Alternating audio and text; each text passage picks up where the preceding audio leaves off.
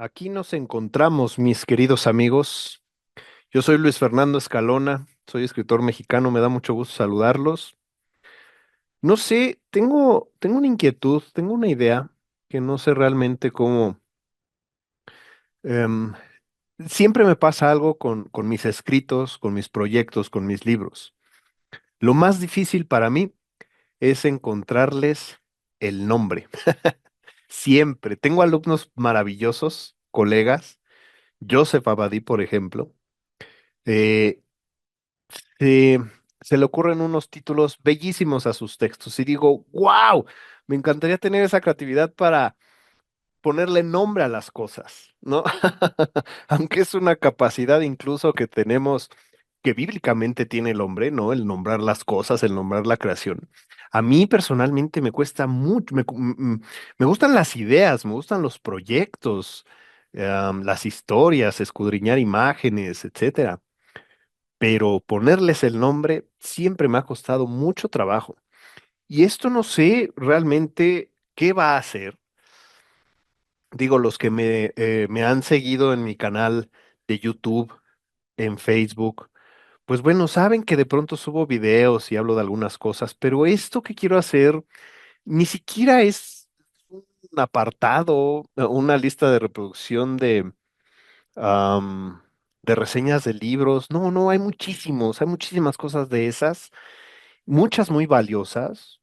Eh, Tengo algunas amistades que se dedican a eso y son realmente muy valiosas. Las puertas de la literatura de el maravilloso Carlos Mauricio Jr., literalmente de Ana, que bueno, son realmente canales que tienen ya mucho tiempo y hacen observaciones muy puntuales sobre libros. No necesitamos otra cosa, o no necesitas que yo te dé otra cosa cuando ya te dé al menos dos opciones muy interesantes. Pero esto que tengo viene movido por un libro que acabo de terminar y que seguramente muchos ya leyeron y que tiene un título bellísimo. Son de esos títulos que evocan sensaciones, dudas, preguntas, y cuando descubres en el interior de la historia por qué, la sorpresa es aún mayor. Se trata de La sombra del viento de Carlos Ruiz Zafón. Seguramente ya lo leíste, ya lo conoces. Es un libro muy vendido, es un libro muy comentado. Y bueno, seguramente los que leyeron el libro y les gusta, quizá podamos mm, estar de acuerdo en algunas reflexiones, en algunas nociones. Si no lo has leído, date la oportunidad. Es un libro muy bien escrito de principio a fin, con una trama muy poderosa, pero sobre todo bien descrito. No escrito, ¿eh? Bien descrito.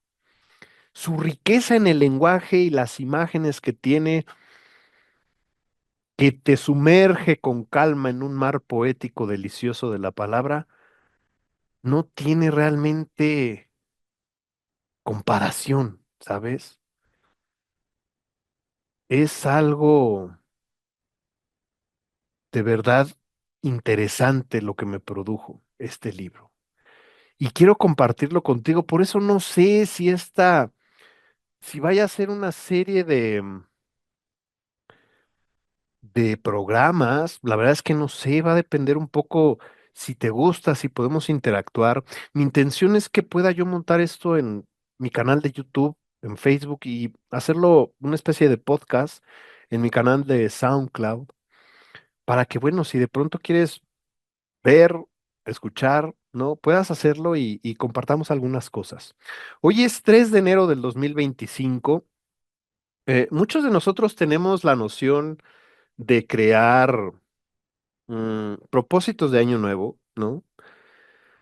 ¿Por qué fracasamos? Bueno, es tema para otra reunión virtual, pero no, la verdad es que ni siquiera esto obedece a un propósito de año nuevo. Sí tengo propósitos como toda la gente. Algunos de ellos ya están incluso desglosados en un cronograma para lo largo del año. Tengo que hacerlo. Veo proyectos desde clases. Bueno, tengo que planear mis clases. Tengo que planear las publicaciones de Ala de Avispa. Yo soy editor, soy editor de libros y revistas y tengo una empresa que se llama Ala de Avispa Editores.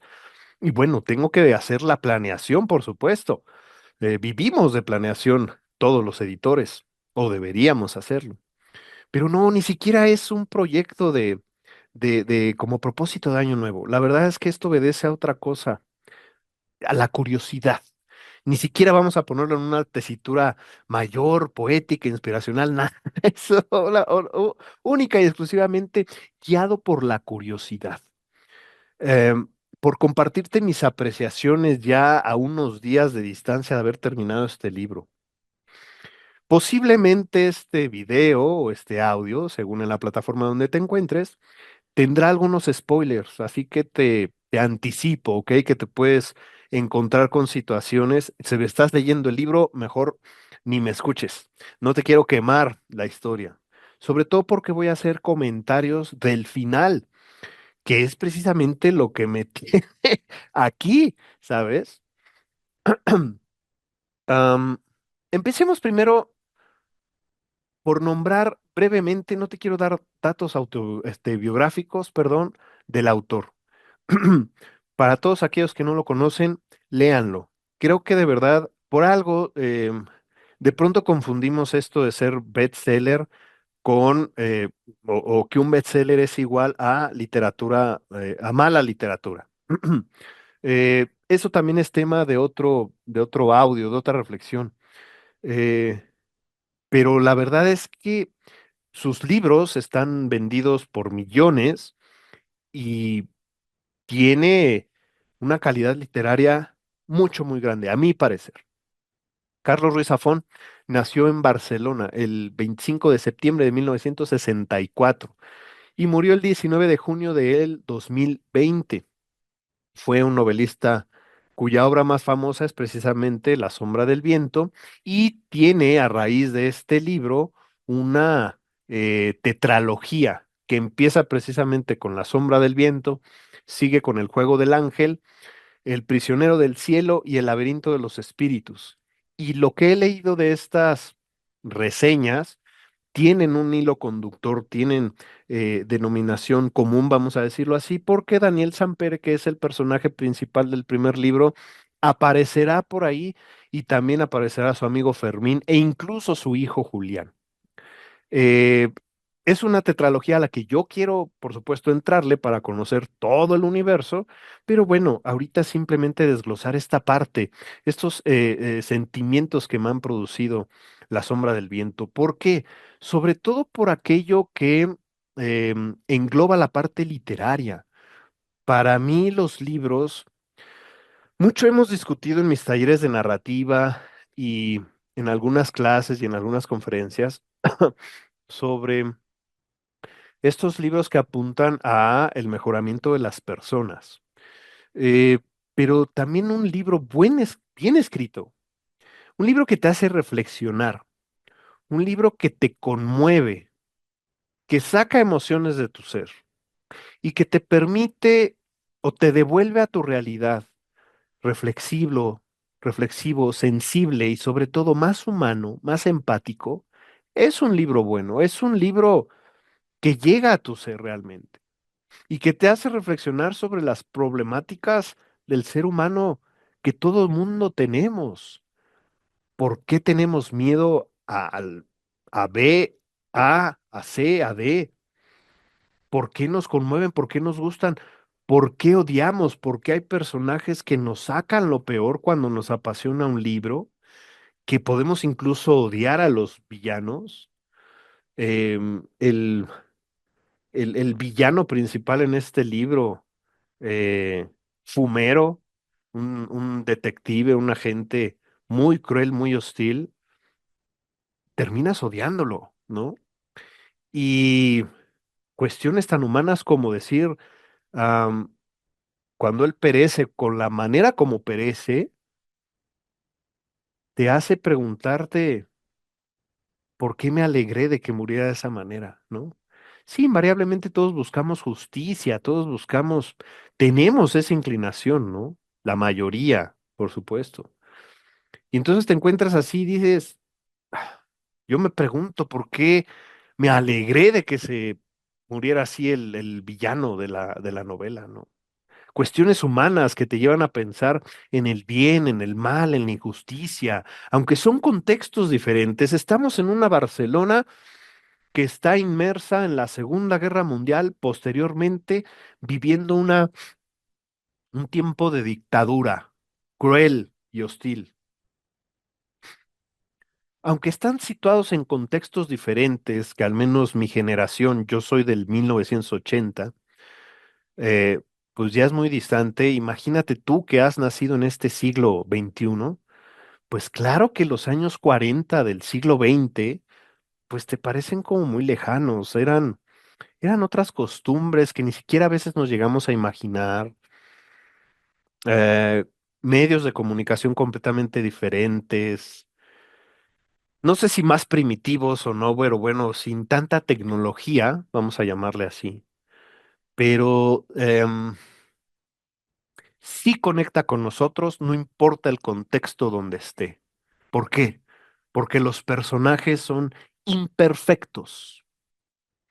Yo cuando les hablo en mis talleres de literatura sobre la creación de personajes, les digo que tratemos de romper los estereotipos. El siglo XX se dedicó a romper estereotipos. El bueno ya no es bueno nada más, el malo no es malo, ¿sí? Ya estos estereotipos sociales y demás, pues a veces hasta se intuyen o se antojan un poco aburridos posiblemente. Y viene los personajes que son complejos, aquel personaje que es bueno de corazón, que vamos a decir que está del lado de los protagonistas, y de pronto siente un dejo y unas ganas de vengarse de los villanos, ¿no? De los antagonistas. O estos villanos que pueden sentir empatía por la gente que quieren y conmoverse por la pérdida de algunos de ellos, ya sea en una serie de streaming, en una película o en un libro. Entonces, se vuelven personajes más complejos, cercanos a nosotros, porque nosotros como seres humanos somos complejos. Am, Dirán por ahí, a veces de pronto, no sé si te ha pasado que de pronto te dicen, ay, qué voluble eres, ¿no? Ayer estabas de buen humor y hoy estás insoportable. Así es el ser humano, ¿no? Em, a veces nos dejamos llevar un poco por el péndulo de las emociones y dicen los estudiosos que deberíamos neutralizarlas, aunque el péndulo siga andando, neutralizar eso y no ser presa del vaivén de la marea emocional que nos causa la vida cotidiana. Pero bueno, es difícil. Estamos inmersos en una sociedad que requiere prisa y demás. Pero no importa el contexto. am, Tenemos esta empatía o esta alejamiento con los personajes porque son humanos. Ya podrían estar incluso metidos en un mundo fantástico, completamente lejano de cualquier lugar donde me estés escuchando. Yo estoy en el Estado de México. Quizá, y me encantaría de pronto suponer que hay alguien en España o en Sudamérica, en Centroamérica, en fin, en algún país hermano que me esté viendo porque me encontró por ahí gracias a los motores de búsqueda y pues de pronto aquí nos quedamos hablando un poco. Por eso te decía que no es una reseña del libro, no te quiero reseñar el libro. Te estoy compartiendo todas las reflexiones que o, bueno, algunas de las reflexiones que me produjeron la lectura de este libro. Y tan así que me produce sensaciones. Desde las primeras páginas, desde las primeras páginas encontré una riqueza en la descripción que incluso nos lleva precisamente a aquellos que les gusta escribir a ejercitar la imaginación. Tiene una frase que dice más o menos como que el aliento de la calle revoloteaba en la cortina. Y sería como muy fácil decir que la cortina se movía por el viento, ¿no? Pero bueno, él le da vida a los objetos inanimados, los hace existir, les da cierta personificación y los acerca a una sensación poética. Eduardo Casar dice que un autor puede tener una iniciativa poética, pero realmente cuando nosotros la transformamos desde adentro, es cuando se vuelve poesía.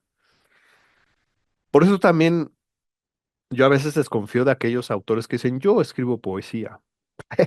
Ok, ah, Está bien que seas poeta, pero ya de ahí a hacer poesía es complejo. Si logras que tu texto transforme, bueno, esa es otra cosa. Pero ni siquiera deberíamos jactarnos nosotros de hacer poesía. Deja que los demás lo digan.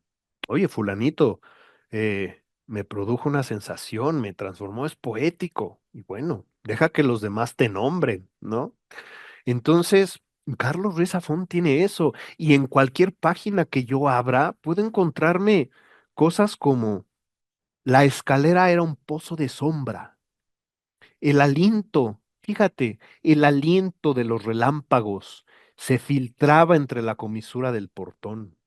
Eso es muy fácil decir, los rayos, la luz de los rayos pasaba a través del portón cuando él les está dando incluso la sensación de ser una boca, tal vez, un aliento, ¿sí? El aliento genera, es ahí donde los escritores de pronto necesitamos hacer relaciones visuales para renombrar las cosas. Roberto López Moreno dice que deberíamos tener la obligación de renombrar el mundo, precisamente con estas figuras. El aliento de los relámpagos se filtraba entre la comisura del portón y salpicaba los contornos de los peldaños. Además tiene cierto ritmo. El ritmo también debe imperar mucho en la literatura. Yo como escritor te lo digo, yo acabo de publicar un libro nuevo en este 2024, La Sociedad de los Vagos, con Laberinto Ediciones, pero yo cuando leo libros como esto, con esa riqueza y todas las emociones que me hizo tener a lo largo de la novela y todas las reflexiones que me sacó, me doy cuenta que estoy muy distante de lograr algo así narrativamente. Que digo, wow, me hace falta aprender muchísimo sobre cómo contar historias, ¿sabes? Porque se ve que está bien cuidada, se ve que pensó cada una de sus frases y no es un libro sencillo, son casi 600 páginas en esta edición, pero es pensado cada una de sus situaciones, tiene incluso en las escenas más atroces. Por ahí hay una escena de un asesinato donde el cuerpo está tendido y por debajo del cuerpo se va extendiendo la sangre y dice algo como que la telaraña roja que se extendía por debajo del cuerpo. O sea, visualmente él está viendo, está asociando esa imagen irregular de la sangre, tomando diferentes caminos con la irregularidad de una telaraña extendiéndose. Y es ahí donde juega con las emociones. Hasta esas descripciones de una escena atroz, fuerte, resultan poéticas. Y eso pues yo al menos no lo he logrado. Es muy preciso, es muy difícil. Fíjate en esta otra. Un manto de nubes chispeando electricidad cabalgaba desde el mar. O sea, es poético. Y claro, combina un poco la descripción con las reflexiones, con la historia, bailando cada una de las cosas. Y es un libro que tiene tantos personajes y es tan complejo que no sé si te ha pasado pero empiezas a leer, ves algunos personajes y yo de pronto me pregunto, ¿y eso para qué me lo dijiste? O sea, ya me hiciste perder, entre comillas, 5 páginas de este personaje ¿y qué? Y 300 páginas después encuentras el porqué y dices, no lo vi venir. Y yo te puedo decir que yo no vi venir al final. ¿De qué va la historia? Todo gira alrededor de un lugar y ese va a ser el lugar de, vamos a decir, el hilo conductor de la tetralogía de Ruiz Zafón, que es un lugar llamado el Cementerio de los Libros Olvidados. El padre de Daniel, al inicio de la novela, lo lleva.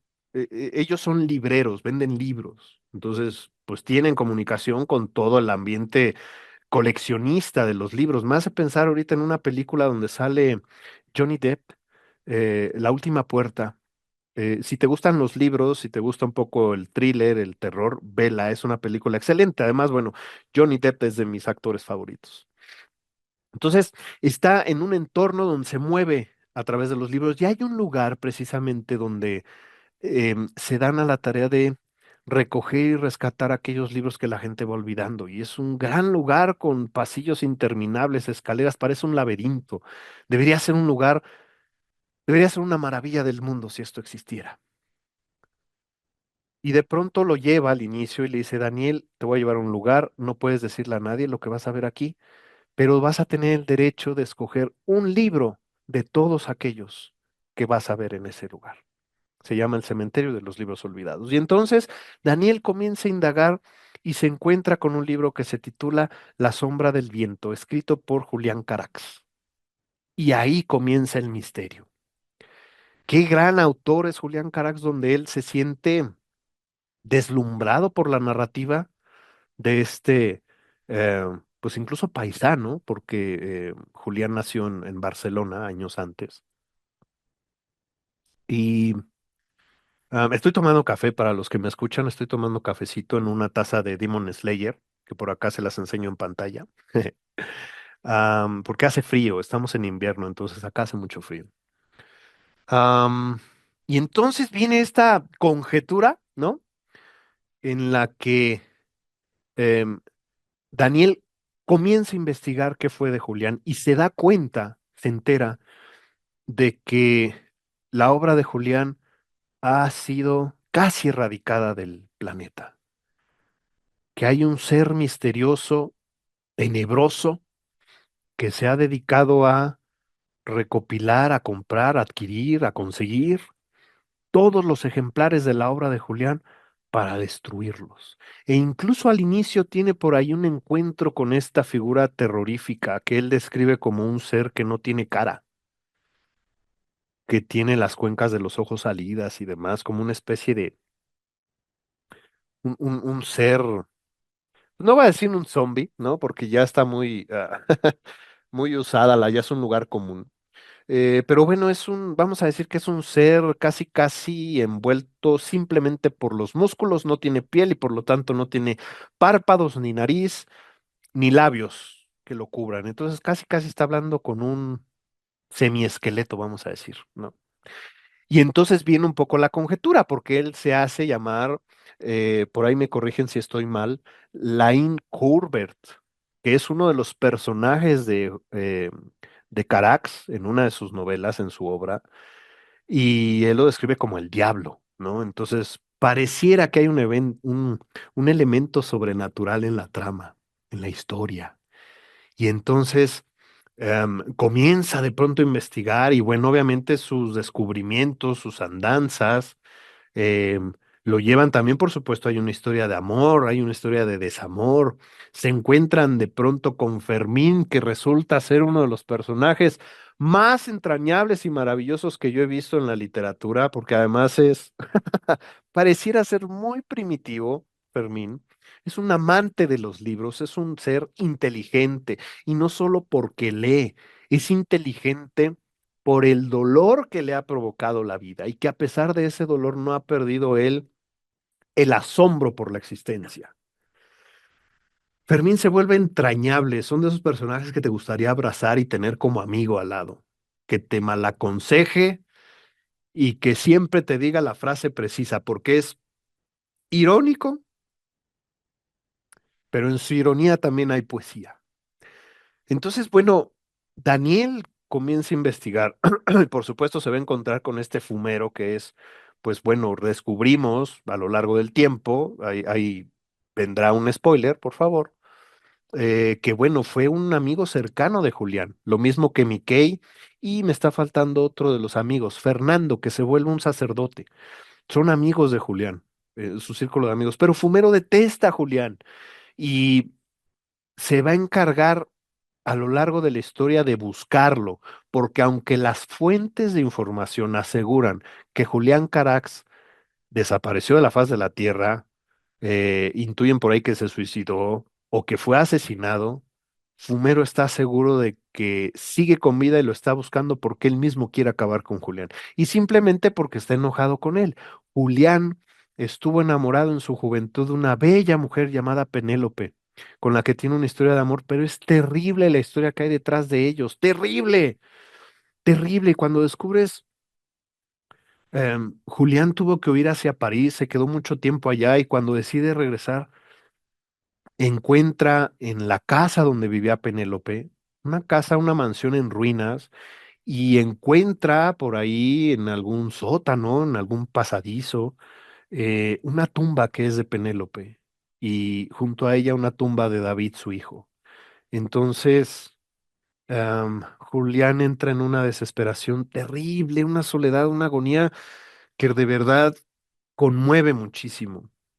O sea, te deja con una sensación de no, no debiste haber sufrido todo eso, qué injusto, qué injustas las circunstancias, ¿no? Porque te das cuenta que David era su hijo y que bueno, Penélope murió en el parto y pues bueno, que la familia se fue a pique a raíz de eso, parecía como como la tragedia que marcó la ruina de la familia Alaya. Y entonces, a partir de ahí, Julián me da la impresión que siente un desprecio muy grande por sí mismo, tan grande que lo lleva precisamente a querer borrarse a sí mismo de la faz de la tierra. ¿Cómo? Destruyendo su obra, destruyendo todos aquellos ejemplares que están almacenados todavía en un lugar donde, en un almacén, vamos a decir, de la editorial que le ha publicado sus libros, y va y los quema, pero él busca quemarse con la obra y para mala suerte suya sobrevive a la tragedia. ¿Qué sorpresa nos vamos a llevar de pronto al descubrir que Julián Carax es precisamente ese ser sin rostro que fue a enfrentar a Daniel para decirle que le vendiera su ejemplar de la sombra del viento? Y parece un ser aterrador, Julián, ¿no? Pareciera, me hizo pensar mucho en la figura del fantasma de la ópera. Si no has leído ese libro, te lo recomiendo mucho. Es muy interesante cómo ver la figura de Eric, que es este amante de la ópera que vive en los terrenos por debajo de un teatro. La leí hace muchísimos años. Y que bueno, es un amante y un conocedor de la música, es un genio musical. Y bueno, se enamora de una chica, pero también él está deforme, le pasó por ahí una situación, usa una máscara, por eso le dicen el fantasma, etcétera, etcétera. Me hizo evocar esta figura que tiene que ver con la música, ¿no? Y ahí está uno de los mayores misterios de este universo de la sombra del viento, que fue de Julián, ¿no? Y bueno, el enfrentamiento final con Fumero es también aterrador, es realmente un clímax, eh, vamos a decir, emocionante, y me refiero a esa emoción que produce un libro al momento de no puedo dejar de leer, ¿no? O sea, ya me metió tanto en el conflicto, puede morir cualquiera de ellos, y queremos que se haga justicia también, porque está Bea, que es la chica de la cual Daniel está enamorado, está Julián también en esa casa abandonada con las tumbas de sus seres queridos, y de pronto llega Fumero y se vuelve un enfrentamiento tan hostil que incluso Daniel cae, dice la narración que estuvo casi un minuto o un minuto sin vida, ¿no? Y que bueno, no resucitó, sino que lo revivieron a través del proceso médico, ¿no? Y viene aquí una situación interesante, el final del libro. El final del libro es, ¿te has enfrentado a una novela que te ha sacado lágrimas? Yo de pronto he llorado con algunos libros, sobre todo cuando se mueren algunos personajes con los cuales me encariñé. Me pasó con la saga de los gatos guerreros muchísimas veces durante los casi 24 libros que llevo leídos de ese universo. Me pasó con La Torre Oscura de Stephen King en el séptimo libro, spoiler alert, cuando los personajes que acompañan a Roland, al pistolero, van cayendo uno a uno. Estaba yo llorando. Y sí, seguramente hubo libros que al final me conmovieron. Yo creo que Desayuno en Tiffany's de Truman Capote me conmovió, pero me dejó una sensación de llanto con mucha nostalgia, mucha tristeza por el final de ese libro. Me pasó con Harry Potter en el libro 7 de Harry, ya cuando cerré, ¿no? Ya cuando Harry está viendo cómo el tren se lleva a sus hijos hacia Hogwarts y que la cicatriz casi ya no se le ve, ¿no? Em, lo cerré con una sensación de no te vayas, ¿sabes? Pero este libro, La sombra del viento, me dejó, híjole, me acuerdo y hasta se me conmueve el corazón, Me dejó más de 5 minutos de llanto, te lo juro. Y a mí no me da vergüenza decirlo ni admitirlo. O sea, habrá personas a las que todo esto que te digo les parezca una, como decimos en México, les parezca una jalada. La verdad es que no me importa. Eh, los amantes de los libros no me van a dejar mentir. ¿Cómo hay libros que te conmueven hasta ese grado? Y este ha sido el único que me conmovió hasta ese grado. Más de 5 minutos de llanto. Pero no era un llanto de tristeza. Bueno, sí, un poco de nostalgia, pero también de un canto de justicia. Y va otro spoiler, por favor, insisto, no lo veas si estás leyendo el libro. Em, Al final, la última escena, Daniel llega, han pasado muchos años, Daniel ya tiene un hijo que se llama Julián, en honor a Julián Carax, y em, va a la antigua mansión de los Saldaña y se da cuenta que es una propiedad que ya se vendió, donde hay una agencia de publicidad y bueno, está completamente restaurado, ya no hay nada de aquel escenario atroz sobre el enfrentamiento con Fumero y demás. Y bueno, regresa y se da cuenta que le llega un paquete. Se da cuenta que el paquete viene de París. Eh, el apellido no me lo recuerdo, pero es un Boris Laurent. Es un libro que le llama Boris Laurent, que se llama El Ángel de Brumas. Am, y bueno, por ahí tiene un hilo conductor sobre un bolígrafo que según había pertenecido a Víctor Hugo y que tenía Daniel, y que en su recuperación más difícil en el hospital, él sueña, parece que sueña que Julián va y lo alienta a que viva después de este enfrentamiento. Y Julián le dice perdón, Daniel le dice que vuelva a escribir y que se lleve el bolígrafo de Víctor Hugo. Pareciera que lo soñó, porque incluso las enfermeras le dicen, aquí no ha entrado nadie, pero cuando Daniel se gira hacia el buró, hacia la mesa, y no ve el bolígrafo, nos deja abierta la posibilidad. Y entonces al final, cuando ves que recibe este ejemplar, que empieza a leer algunas frases y dice, sé quién escribió estas frases, y lo confirmé con la dedicatoria en la primera página, con esa tinta azul que tanto me gustaba de niño, para mi amigo Daniel, que me devolvió la vida, o me devolvió la voz, me devolvió la pluma, y a Beatriz, que es la esposa de Daniel, por devolvernos ambos la vida. Y ahí me dejó, mira, no te tienen que decir que él está vivo y está bien. Simplemente está. Y volvió a escribir y volvió a encontrar su voz. Después de todo aquello que lo llevó a autodestruir su propia obra por este odio que sentía por sentirse responsable de la muerte de Penélope y de su hijo. Y él mismo encuentra su perdón en esta analogía, o al menos es lo que yo traduzco. Y he ahí donde está la maravilla de este libro. Entonces, sí, efectivamente, se me hizo un gesto de justicia tan profundo que sí, me desprendió, sobre todo en la última página. En la última página, cuando Daniel va con su hijo Julián, lo lleva al cementerio de los libros olvidados y le dice, efectivamente, que no podrá decirle esto a nadie. Julián le pregunta, ¿ni a mamá? Y Daniel le dice, sí, a mamá sí, a Daniel a mamá no le ocultamos nada, ¿no? Entonces cambia la tesitura y te habla mucho, creo que uno de los temas más importantes, que quizá es algo de lo que más me conmovió durante la lectura, es la relación del padre y del hijo, ¿no? Muchos quisiéramos tener a nuestros padres, en mi caso, con mi papá murió hace ya 20 años, cumple este 2025, y de pronto ves esas cosas y conmueven, ¿sabes?